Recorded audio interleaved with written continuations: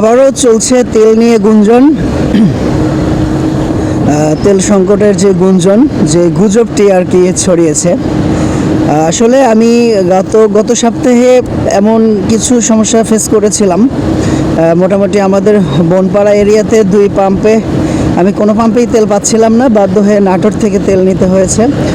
So আমি ভেবেছিলাম সে সময় ভিডিও বানাবো, তো আমি ভিডিও বানাইনি, কারণ হয়তোবা আমার এই একটা ভিডিওর কারণে অনেকেই উদ্বিগ্ন হয়ে পড়বে। হয়তোবা দেখা যাচ্ছে যে 2-1জন যারাই দেখেন আমার ভিডিওগুলো, দেখা যাচ্ছে যে আমার ভিডিও করার কারণে কি হবে, তারা গিয়ে হুমড়ি খেয়ে তেল নেওয়া শুরু করলো। তো আমি চাই না যে এমন কোনো কাজ নেগেটিভিটি ছড়াক আমার ভিডিওর দ্বারা।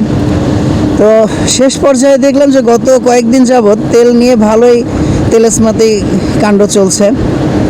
সো এই বিষয়গুলো আসলে আমরা বাঙালি জাতি তো, আরে ভাই আমার যতটুকু তেল প্রয়োজন আমি অতটুকুই নেই না কেন, আমার কেন অতিরিক্ত তেল নিতে হবে, ট্যাঙ্ক লোড করে একদম ওভারলোড করে নিয়ে আবার বোতলজাত করতে হবে?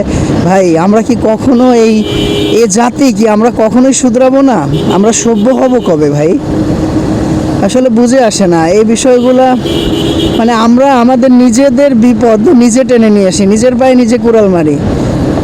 কেন ভাই এগুলো কেন করতে হবে, আমার এটাই বুঝে আসে না। তেল নিয়ে সবাই শান্ত থাকুন, তেল নিয়ে কোনো সমস্যা নেই। হয়তোবা কোনো আপনার নিকটস্থ কোনো পাম্পে হয়তোবা তেল যদি না পেয়ে থাকেন, আশেপাশে অন্য কোনো পাম্প থেকে তেল নিয়ে নেন, ফুয়েল নিয়ে নেন।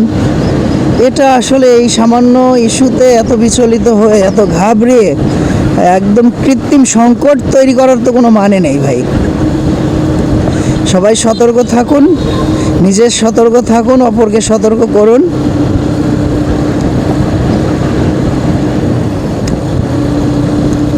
এটাই বলার থাকবে, এটাই চাওয়া, এর থেকে বেশি কিছু চাই না। সবাই নিজ নিজ জায়গা থেকে সতর্ক থাকুন ভাই।